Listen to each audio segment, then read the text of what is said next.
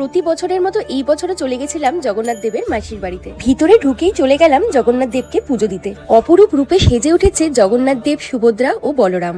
এখানে পুজো দিয়ে না একটা আলাদাই শান্তি ফিল হয়। কলকাতার সব থেকে বড় রথযাত্রা উৎসব ইস্কন রথযাত্রা। আর দেখতে দেখতে এই রথযাত্রার বয়স হয়ে গেল 53 বছর। মিন্টু পার্কের ইস্কন টেম্পল থেকেই রথে করে জগন্নাথ, বলরাম, সুভদ্রাকে নিয়ে আসা হয় তাদের মাসির বাড়িতে। এক সপ্তাহ ধরে এখানে তারা থাকেন। তার সাথে চলে রথের মেলা, বিভিন্ন অনুষ্ঠান, সংকীর্তন ও ভোগ প্রসাদ বিতরণ।